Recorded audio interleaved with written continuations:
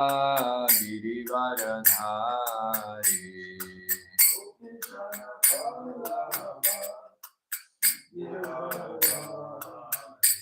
Yashodanandana Rajanaranjana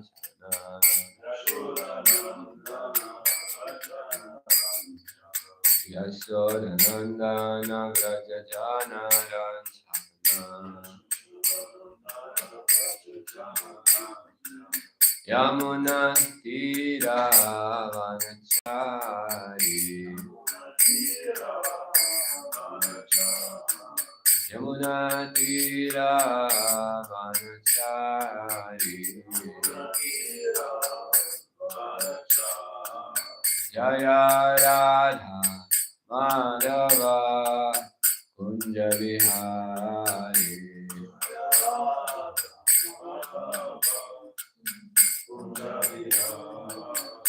Hare Krishna, Hare Krishna, Krishna Krishna, Hare Hare, Hare Rama, Hare Rama, Rama Rama, Hare Hare. Hare Krishna, Krishna Krishna, Hare Hare, Hare Rama, Hare Rama, Rama Rama,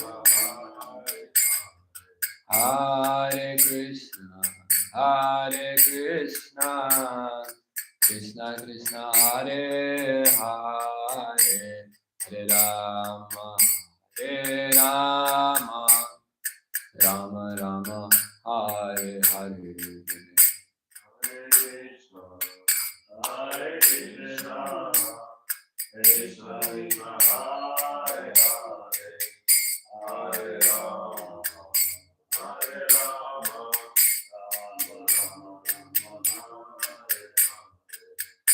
Hare Krishna, Hare Krishna, Krishna Krishna, Hare Hare, Hare Rama, Hare Rama, Rama Rama, Hare Krishna, Hare Krishna, Krishna Krishna, Hare Hare, Hare Rama, Hare Rama, Rama Rama, Hare Hare. Hare Krishna, Hare Krishna, Krishna Krishna, Hare Hare, Hare Rama, Hare Rama, Rama Rama, Hare Hare. Hare Krishna, Hare Krishna, Krishna Krishna, Hare Hare, Hare Rama, Hare Rama, Rama Rama, Hare Hare. Hare Krishna, Hare Krishna, Krishna Krishna, Hare Hare, Hare Rama, Hare Rama, Rama Rama, Hare Hare. Harinam Sankirtan Yagya ki jai, Srila Prabhupada ki jai, Gaura Bhaktavinda ki jai.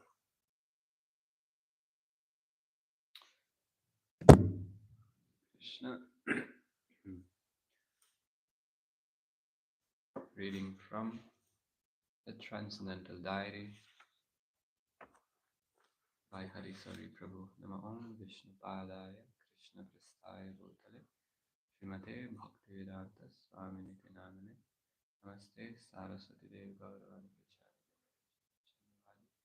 Prachari Paschata Desatarine. Do you know why we sing Jai Radha Madhav before class?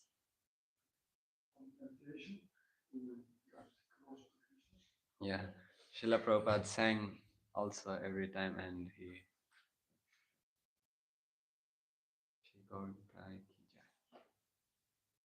he said, this song is perfectly true for Vrindavan. Everything is there in this song.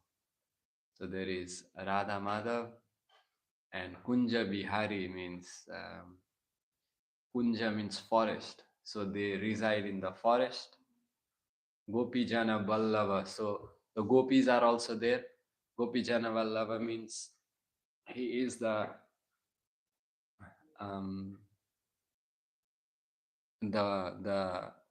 leader of the gopis, and Giri Varadhari. Giri Vara means lifter of the mountain, Govardhan, Giri Varadhari. And then there is Yashoda Nandana, there is Yashoda, who is the Krishna's mother, Yashoda Mai is also there. Vraja Jana Ranjana. So, and there are the residents of Vrindavan also. Vraja Jana means the residents of Vrindavan. And Yamuna Tira, there is river Yamuna also, Vanachari, and there are, so it has um, all the things from Vrindavan. So it's perfectly true for Vrindavan. Prabhupada said everything is there. So we are in Vrindavan Dham. Mhm. Over the last week or so, a Mayavadi sannyasi has has sorry, okay, it was another place. Srimad Bhagavatam class was on Canto 1, Chapter 7, verse 12, wherein Suta Goswami tells the assembled sages that he will begin the transcendental narration of Lord Krishna, topics about King Parikshit birth, activities and deliverance, and relate the renunciation of the worldly order by the Pandavas. Srila Prabhupada began by refuting the mistaken idea of the Prakrita Sahajiyas who think that Krishna's seemingly worldly activities, such as on the battlefield of Kurukshetra, are different from his dealings in his Vrindavan Leela. They immediately jump to the Krishna Leela directly with the gopis. The Krishna's activities in other field, they think it is useless. But that is not the fact. Anywhere Krishna is acting, that is transcendental. So superficially, it appears that what a devotee has got to do with this battlefield. But battlefield or no battlefield, wherever there is Krishna, that is transcendental. This has to be understood. Otherwise, Sukadeva Goswami, why he would indulge in describing how Uttara's pregnancy was saved by Krishna, how the Brahmastra was thrown by Asatthama. So Sukadeva Goswami is liberated person. Why he would indulge in these material things? No. Those who are advanced, they know that Krishna is dancing with the gopis, that Leela, and Krishna is playing as the leader of battlefield of Kurukshetra is the same. It is all transcendental. One should not make any distinction between the two. So Srila Prabhupada is talking about the misconception that there are some group of people who say, oh, only Krishna's Bal Leela is transcendental, and when he leaves Vrindavan, then that is not, we don't want to discuss that. Or some people just go to some other pastimes of Krishna and then they jump and then they say what Krishna did in the battlefield, that was wrong. So we don't really accept that. He started this war and then he caused the killing of so many people. We don't take that very seriously. But Krishna is very sweet in Vrindavan, we take that. But that's not how the how Shastra, what Shastra says. Where whatever Krishna does is transcendental, right? Whatever he does. So he has so many incarnations also, like Varahadev, like Vamandev. So who was Vamandev? Dwarf incarnation. Yeah. Who was Vamandev?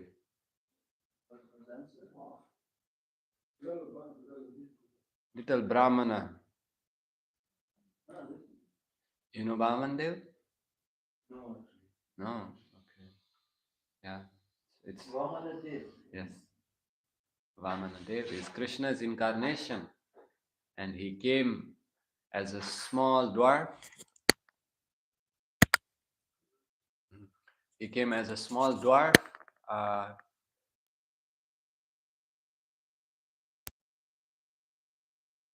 do you know the story? Will Prabhu tell this story? Yeah. So this comes in many different forms. Varahadev. Who is Varahadev?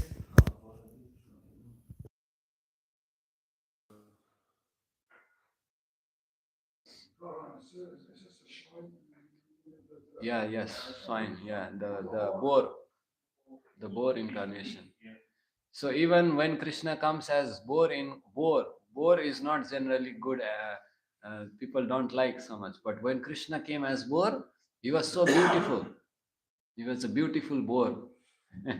So whenever Krishna comes, whatever form he takes, it's transcendental. It's not.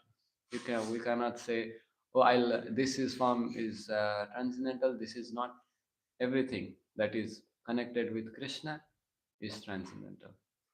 And when Krishna steals, that is also transcendental. When we steal, we are put into jail. When Krishna steals, he is glorified as Makhanchor.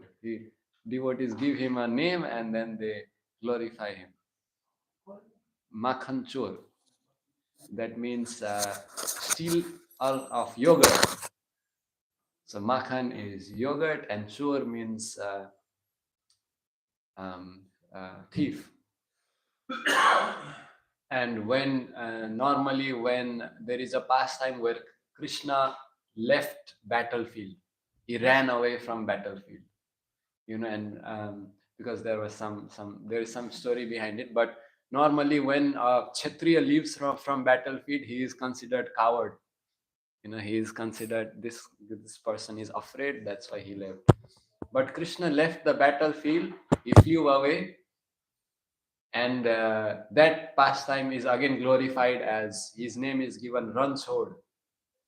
Ranchod means run means place of battlefield. Chod means one who gave away. So there also he is glorified. So whatever Krishna does is glorious. So you cannot say, okay, this is good pastime. This is not very good pastime. This pastime was a little immoral. Krishna is above mundane morality. And of course, there are reasons why he does it. For example, he would steal. Why? Because the gopis, in their hearts, they were thinking, how will I feed Krishna? They really wanted to feed Krishna. This the yogurt, the milk, and all these preparations. But Krishna is there in Yashoda's house. So Krishna understood, okay, the gopis, they want me to eat. So he would go and steal. So, but by outwardly, the gopis would scold them, scold Krishna. And they would tell Krishna, I will take you to your mother and complain. But inwardly, they were very pleased. Oh, Krishna has come and taken my butter. So there are reasons behind why he does things, and it's all glorious. So when we discuss any of these pastimes, then we get purified, we get attracted to Krishna. Once Srila Prabhupada's servant, Sruta Kirti Prabhu, he was Srila Prabhupada was in the garden. Sorry. Srila Prabhupada was in a garden in LA, in the temple garden, and devotees were just sitting around him, and Prabhupada said, let's read Krishna book. Normally authors do not read their own book, but Srila Prabhupada, he would read his own book. And one devotee actually asked, why are normally Prabhupada, the authors do not read their own book, why are you reading? And you know what Prabhupada would say?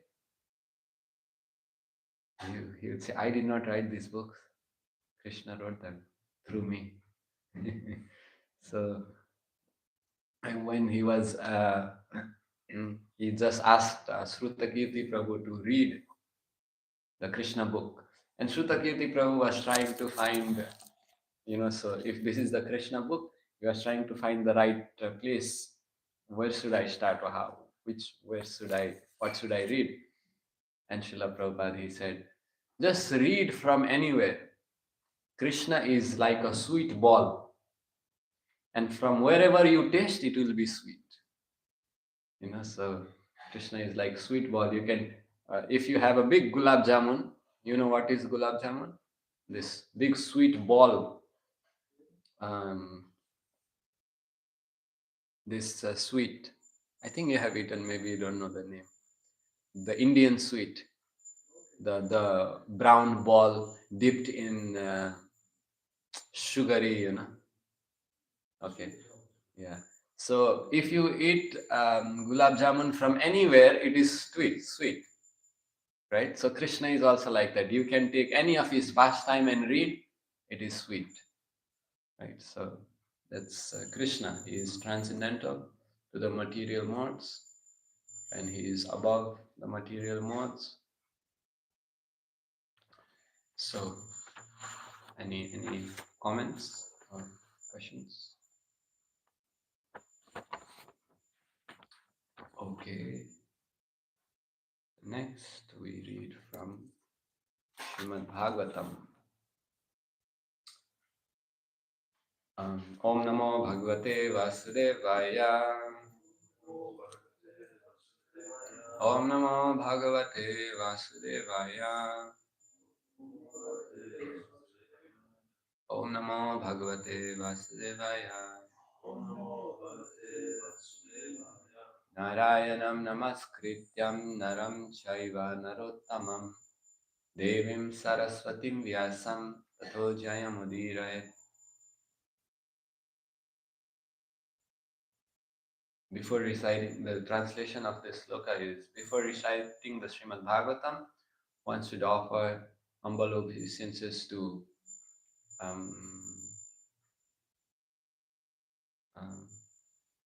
Naranarayan Rishi, Mother Saraswati, Vyasadev.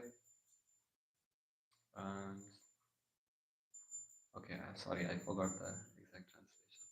I will check and share tomorrow. Nasta Praisha Bhadreshu Nityam Bhagavata Sevaya Bhagavate Uttama Sloke Bhaktir Bhavadinestiki. By the translation of this one is, by regular attendance in the class of Srimad Bhagavatam, all that is troublesome to the heart is almost completely destroyed, and loving service unto the Supreme Personality of Godhead, who is praised with transcendental songs, is established as an irrevocable fact. Yeah, very nice sloka. So these two sloka devotees normally say to glorify Srimad Bhagavatam. Okay. 6:17:29.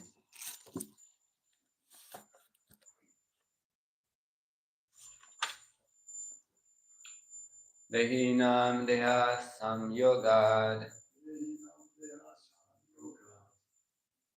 dvandva nishvara leelaya sukham dukham ritir janma sapon nugraha evacha. Dehinam deha samyoga dvandva nishvara leelaya sukham dukham ritir janma sapon nugraha evacha. Dehinam deha samyoga dvandva nishvara leelaya sukham dukham ritir janma sapon nugraha evacha.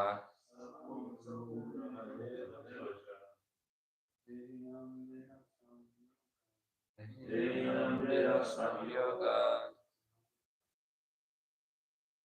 dvandva nishvara leelaya Dukham mrityurjanma tapanam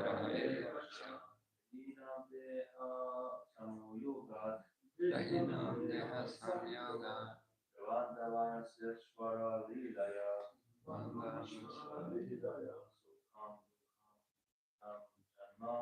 sukham dukham mrityurjanma anugraha eva cha. Word for word, Dehinam, of all those who have accepted material bodies.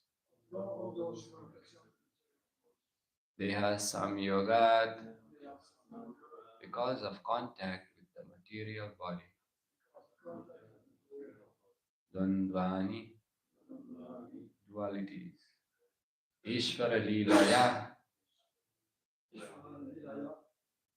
by the supreme will of the Lord. Sukham, happiness. Dukham, distress.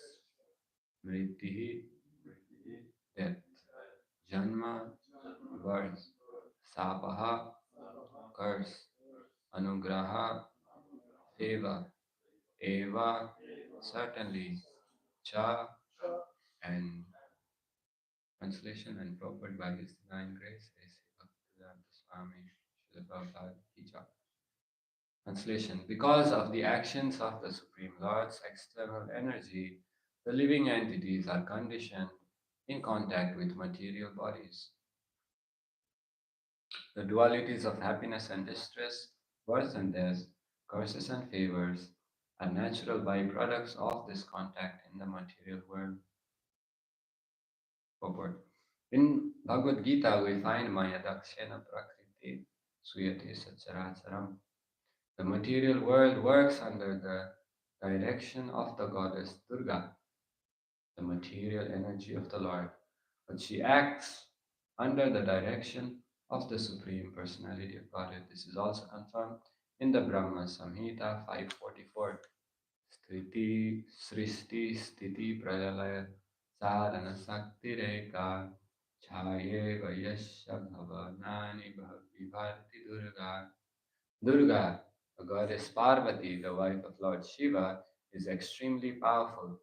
She can create, maintain, and annihilate any number of universes by her sweet will, but she acts under the direction of the Supreme Personality of Godhead, Krishna, not independently. Krishna is impartial, but because this is the material world of duality, such relative terms as happiness and distress, curses and favors are created by the will of the Supreme. Those who are not Narayana Para, pure devotees, must be disturbed by this duality of the material world, whereas devotees who are simply attached to the service of the Lord are not at all not at all disturbed by it. For example, Haridas Thakur was beaten with cane in 22 bazaars, but he was never disturbed. Instead, he smilingly tolerated the beating.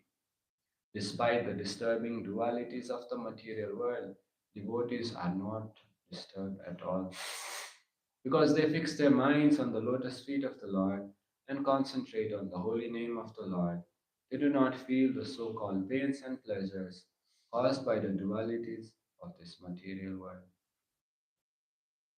Om Jnanatimirandhasya Gyananandasya Chakshurunmilana Tasmai Shri Gurave Namaha Sri Chaitanya Manovistam Savitam Yena Bhutale Swayam Rupa Gadamayam Dadati Svadantikam Vandeham Shri Guru Shri Udapalakamalam Shri Guru Vaishnavam Shri Rupam Sagrajatam Sahagana Raghunatam Tam Sadiva Sadvaitam Sarvutam Parijana Sahitam Krishna Chaitanya Deva Sri Radha Krishna Pada Madana Lalita Sri Shakhayatanscha He Krishna Karuna Sindhu Dina Bandhu Jagatpate Gopesha Gopika Kanta Radha Kanta Namostute Takta Kanchana Gaurangi Radhe Vrindavaneshwari Vrishabhanu Sute Pranamami Hari Priye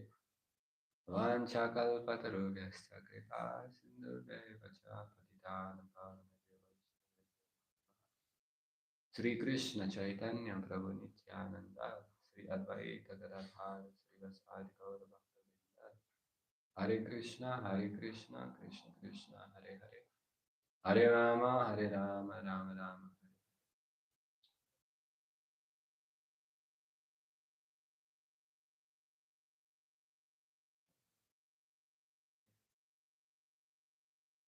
So we are in the chapter Mother Parvati curses Chitraketu. This is text 29. So Lord Shiva is speaking and he is just sharing with Mother Parvati the glories of, of devotees of the Lord. And in this sloka, it's a nice one. When Lord Shiva is saying the dualities of happiness and distress, birth and death, curses and favors are natural byproducts of this contact in the material world. So this, it is said, this world is a world of duality. Duality means if there is something good, there will always be something bad attached to it. If there is happiness, there is always some distress. If there is birth, there is death. If there are friends, there will be enemies. So there will always be curses and favors. So this is a world of duality. But a pure devotee is, because he is fixed in something that's permanent, he is not disturbed by something that is not permanent. For example, if someone takes shelter of a floor that is shaking, the person will also shake first. I don't know if you have experienced earthquake before. No, yeah, okay. So in an earthquake, it's at first you feel what is happening. Am I getting dizzy? Is something wrong with me? And then after a few seconds, you realize, oh, it's not me. It's the ground that is moving. So when a person takes shelter of something that is always moving, then the person is always disturbed. So devotees, they're intelligent. They take shelter of not of the material temporary world, because the temporary world is always changing. They say the only constant thing is change. The only constant thing. So in the material world, everything is always up and down. Sometimes the civilizations become very advanced, but slowly they fall down. Some countries become very powerful, but slowly after some time, they fall down. Srila Prabhupada would sometimes say, "Where is your Napoleon Bonaparte?" When he was so all these big figures. Where is the Roman civilization now? Where are these big civilization that? Where is the British Empire? They would say the sun never sets in the British Empire. The British had so many colonies all over the world, and at every given time, the sun would be rising in one of the colonies. So that's why they said the sun never sets in the British Empire. Or maybe. You see, in Australia, there's also a kingdom. Canada is also a kingdom. Yeah, but you can't say it's like empire. It may be like Commonwealth right now, right? So my point is, what it used to be so strong before, now it's not so strong. So there are empires that have become so big, and then they decline, right? So and anything else, companies and people, there are people who reach the height of their career. They earn so much, and then slowly they have to leave it all. And then beauty as well. You see beauty, someone when they are in their 20s, between 20 and 30, someone is very beautiful, very handsome, very with so much strength, but slowly that also declines. Who would like to marry a Miss World from 1980s? Now, our beauty is gone. So, I mean, not saying anything bad about Miss World or anyone, but after some time, people get old. They become less attractive, right? So, this is the material world. There are six stages, and they say um, any living entity is first born, and then grows, produces some byproducts, remains for some time, dwindles, and then vanishes away. So this cycle is always there. But what is permanent? Permanent is Krishna consciousness, because the philosophy never changes. It's the same. 5,000 years ago, Krishna spoke the Bhagavad Gita. We can imagine. And still now we are discussing Mahabharata, Ramayana, so many thousands of years old, but still people read it and they find so much inspiration. They become devotees just by reading Bhagavad Gita as it is. But which movie has been so popular that they can last for hundreds of years? None. There is one movie called Sholay in India. It's very popular. It's, I think, very old, but they say still now there are some halls in India that show this movie Sholay. But it's, I don't know, maybe not more than 50 years old. But these Mahabharata, Srimad Bhagavatam, Ramayana, they are so old, but they are still being discussed. So anything that lasts for so long, people, you cannot deny it. You cannot just neglect. Although you may be a big atheist, if somebody lasts so long, there is some truth to it. So the spiritual knowledge, they have been passed down through generations of spiritual teachers, and they are handed us to us and have been handed to us. And that is the permanent thing. Krishna consciousness is permanent. The soul is eternal, right? And the soul has an eternal connection with Krishna. What is that connection? Yashoda Jivan Prabhu, what is the connection of the soul with Krishna? What is the relation? What is the relation? What is our relationship with Krishna? Servant. We're servant, yeah. Jivera Swarupa Krishnera Nitya Das. So this never changes. We may change our bodies, we may change external circumstances, but we are eternal servant of Krishna. This never changes. So if we take shelter of this point, then we will always be peaceful, like Prabhupada says here.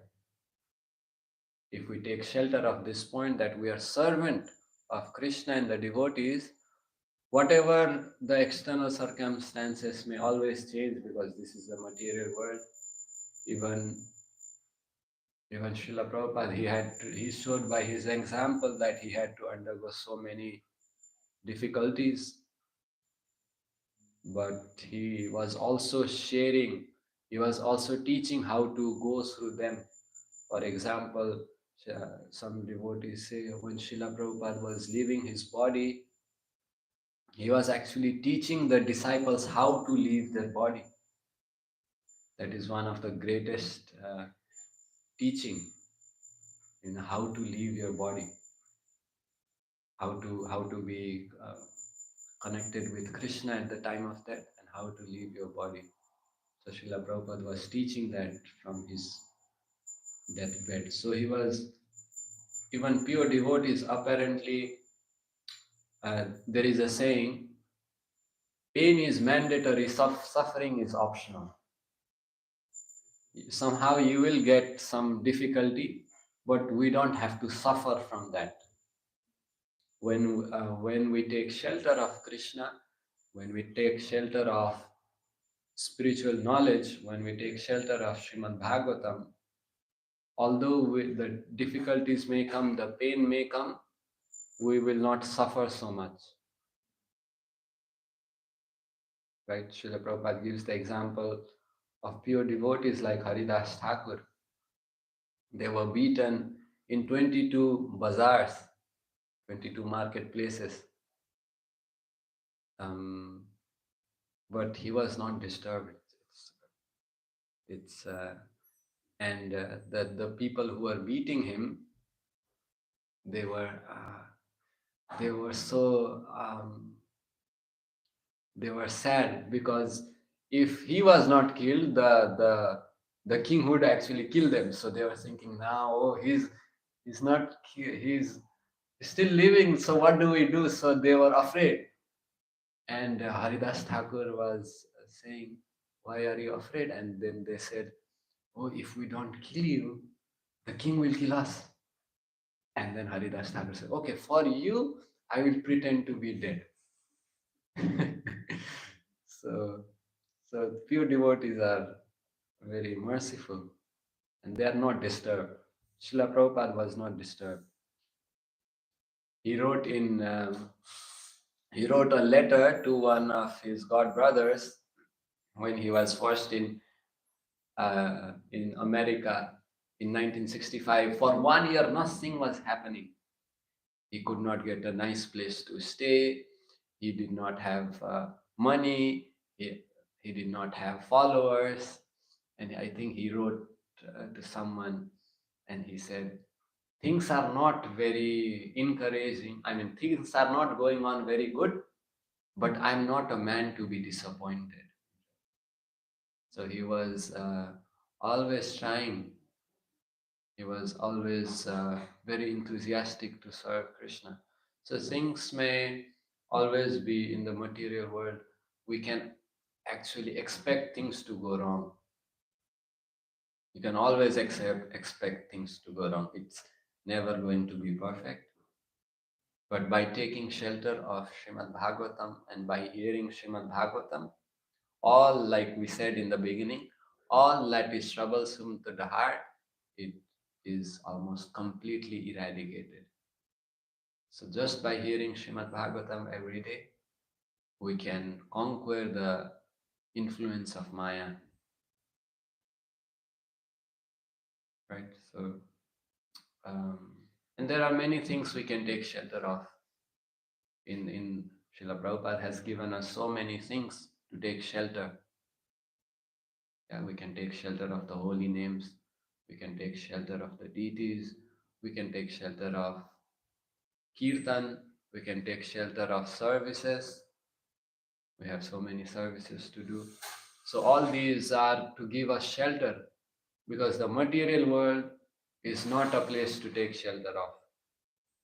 You can do your duty, but we can't take shelter of the material world, because the material world always disappoints.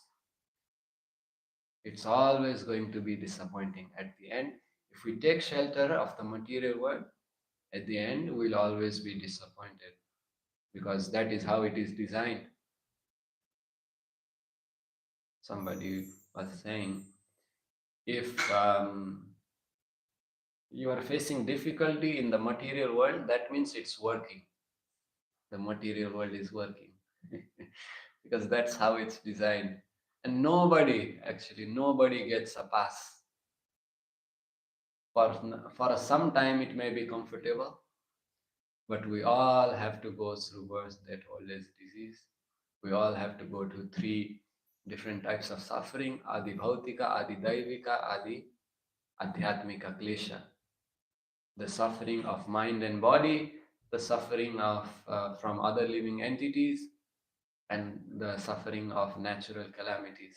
So these three suffering will always be there, no matter how much we try to adjust.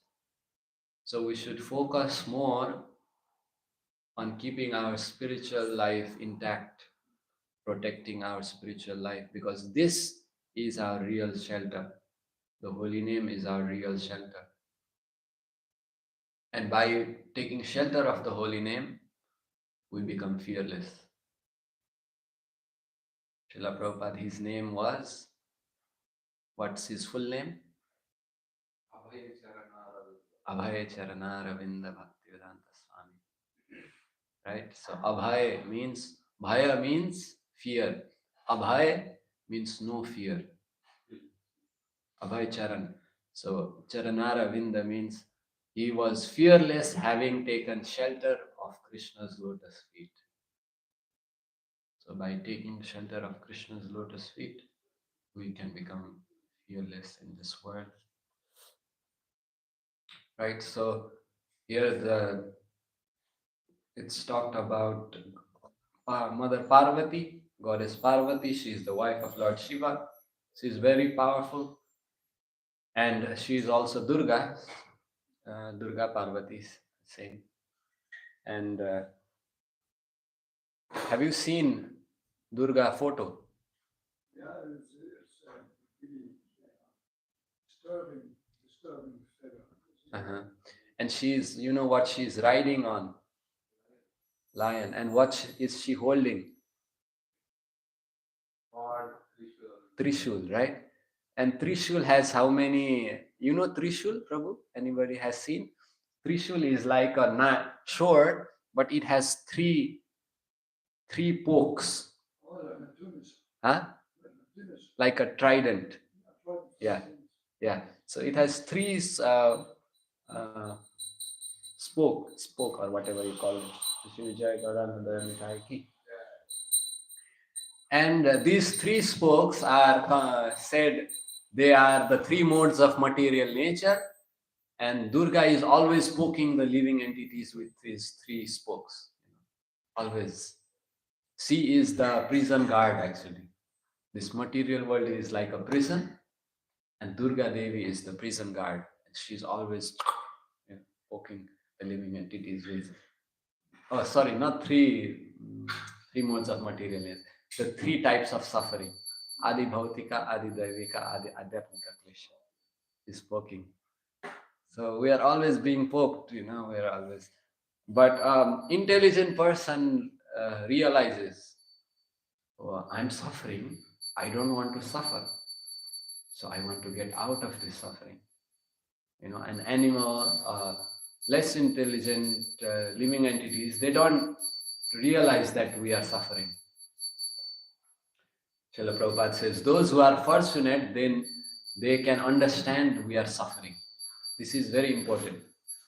When you ask people, are you suffering? Most people may say, I'm good.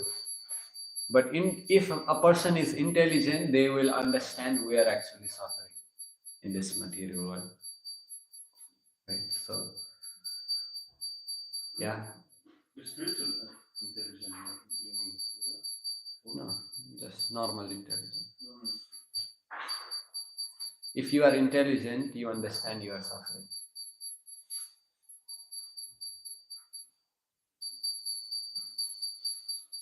Right. So that is all I wanted to share. And while giving example of people who are disturbed, Srila Prabhupada actually also gives example of Jesus Christ, that he was crucified, but he prayed for people who put him on the cross, and he said, please forgive them because they don't know what they are doing. So along with Haridas Thakur, in some places, Srila Prabhupada also says, devotees like Jesus Christ were suffering for others, So Yes. Anything? Anyone? What if we pray to a Ma Durga, Ishwar Durga, and let me go from this Maya, please let me go back home. To please her and Uh-huh. Yeah, and that's interesting because if Krishna says in the Gita, Mama Maya Durateya, Daivihi Esha Gunamai, Mama Maya Durateya, Mam Eva Pratpadyante, Mayam Etantarantite. This material world consisting of the three modes of material nature is very difficult to overcome, but one who has surrendered unto me can easily overcome it. So you don't have to really pray to Durga, you can pray to Durga's boss. And it gets very easy because Krishna can just request Mother Durga to just leave this person alone. So Krishna, the material world, the modes of material nature, Maya, is under Krishna. There is a sloka, Krishna Surya Saman, Maya hai andhakar, jahan Krishna tyahar nahi mayar adhikar. Krishna is like the sun, Maya is like darkness. Wherever there is sun, there is no darkness. Wherever there is Krishna, there is no Maya. So anytime we just remember Krishna, Maya is not there. Maya is also Durga. So Maya is not there. So when there is absence of sun, absence of light, that is called darkness, right? Darkness does not exist independently. When there is no light, that is called darkness. Similarly, Maya also is not independent. If there is no Krishna, that place becomes influence of Maya there. So no independence. Durga is, Srila Prabhupada did say that you can pray to demigods, but to help you in your service to Krishna. But and you can pray to Lord Shiva because he is the supreme Vaishnava, Param Vaishnava. So if you have some inclination, you can of course pray to Mother Durga and tell her, I want to get closer to Krishna. If that can be done. That is not how do you say? that's general. Yeah, that's general. And you don't have to offer a Yeah. Yeah, we don't worship the demigods independently. Actually, even the demigods are not pleased when they become more pleased when Krishna is worshipped. They become more pleased. Lord Shiva, he becomes more pleased when devotees offer worship to Lord Krishna because Krishna is his boss. So he becomes happy when his boss is glorified than himself. I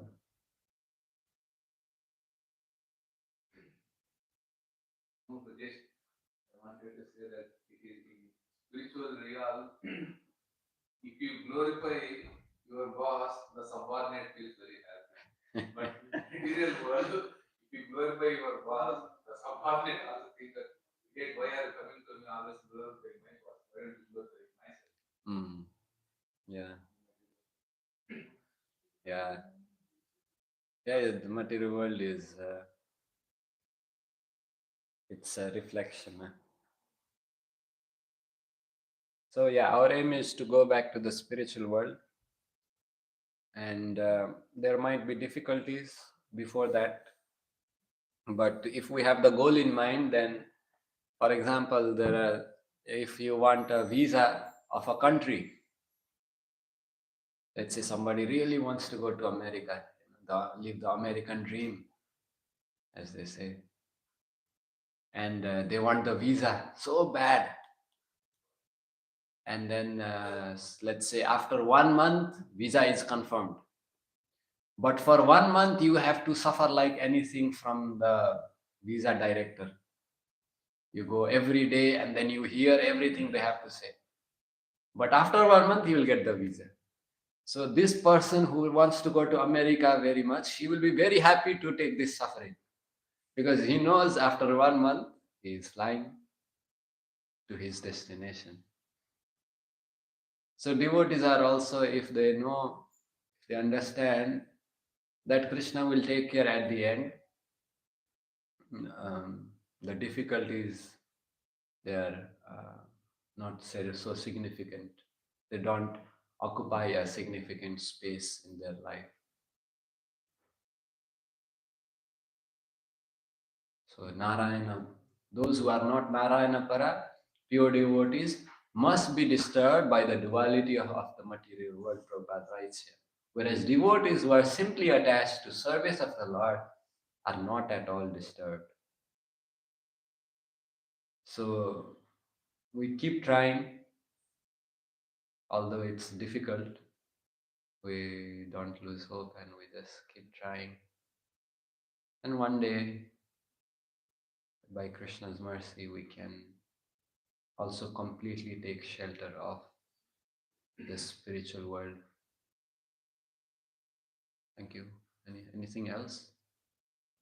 You mentioned that Srila Prabhupada told that we have to expect that things go wrong. So yeah, it's people, many people does not expect that things goes wrong. Everything is going should go perfect also. So how we can have this mentality that okay, let's go the things wrong or something, and how we can correct themselves because once correction also not in ourselves, the result comes. We have to try and try and try. Have that patience. Yeah, I think Krishna gives the he says in the Gita, which is in the 3rd chapter, I think, Karmanyavadikaraste ma phalesu kadachana. You have the right to perform your duty, but you are not entitled to the result. It's not I mean, it's a very popular verse and we have heard this a lot, that we must do our duty, not be attached to the result. But this is a very very deep understanding, the understanding that the result is not in my control. What is in my control is what I do. So what I do it to the best of my ability, and the result is not in my hands. So the result can sometimes go right, sometimes go wrong. The result can be sometimes as I expect, sometimes not as I expect. Right? Because the result is dependent not only on me, it's dependent on my karma, it's dependent on others people's karma, it's dependent on the sanction of the Lord. Right? So when a yogi lives in this world, in this understanding, in this mentality that I do my best, and the result, I just depend on Krishna. In that state, then you can expect anything. Anything can happen. And normally in the material world, there will, like we discussed, it's a world of duality. There will always be bad things happening as in the result. I mean, there will always be something we didn't expect in the result. Sometimes it may go more than we expected, but we can always say that there will be something that we didn't expect and it just comes. But for devotees, success is doing what we do, our duty, for Krishna. That is success.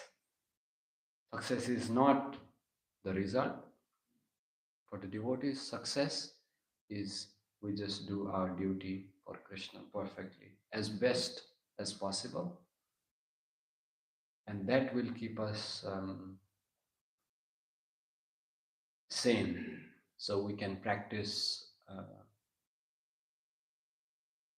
we can become a little peaceful and then practice devotional service also. I don't know if that answers. Like, that I wanted to share some topic like the not about the result, more our duty towards Krishna. So yesterday I saw a video that our devotees are distributing prasadam per day, 100,000 meals. How much stress they are taking to please Krishna for 46 days. In Kumbh Mela, yeah?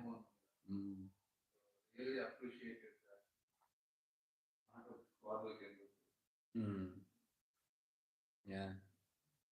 So much fun. Even to lift that big spoon or something where it will fill that. Itself only 10 kilos or 50. Yeah. Orang Prabhu just lifting and filling the sabzi in the bucket. So painful. But still to please Guru Maharaj and the Krishna. For me, it's really motivated to like to go and join those type of. Yeah. By the way, there is a Kumbh Mela happening right now. It is actually the biggest gathering of humans in the world.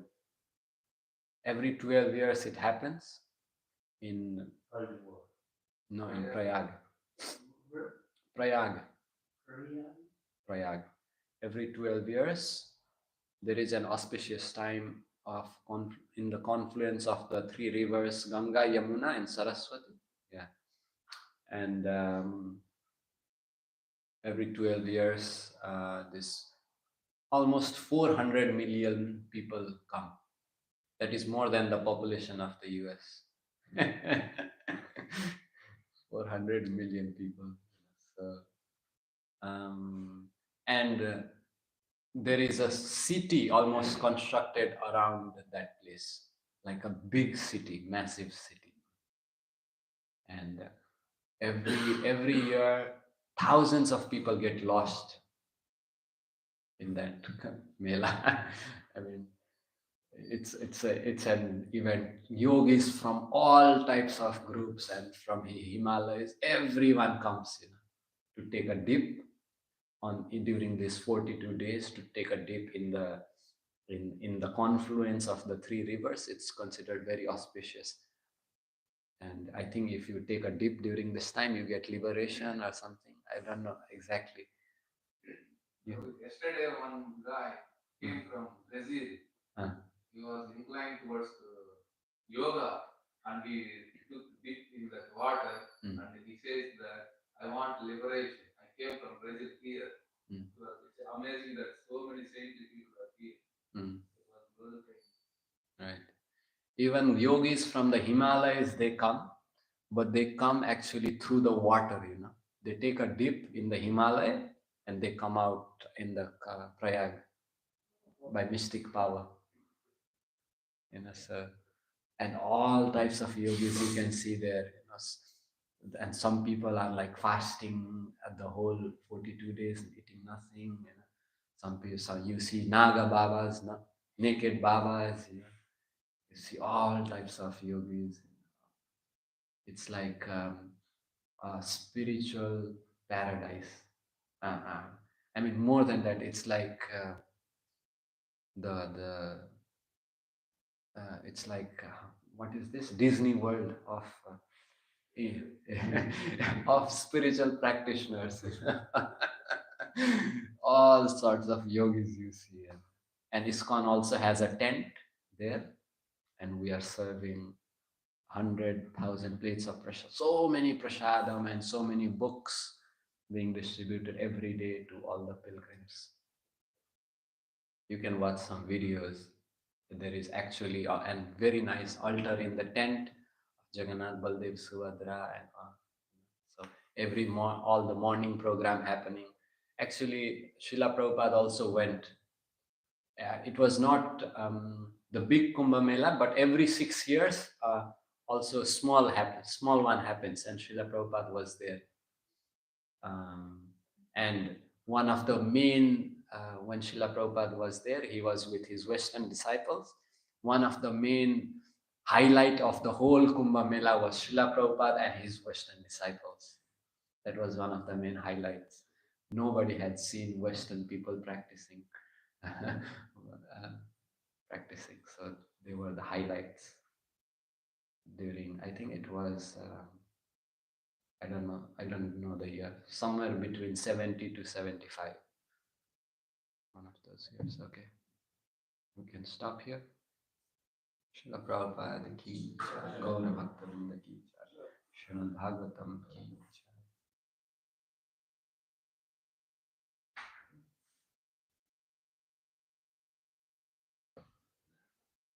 I was the Kumbh Mela in first time in, after Kumbh Mela.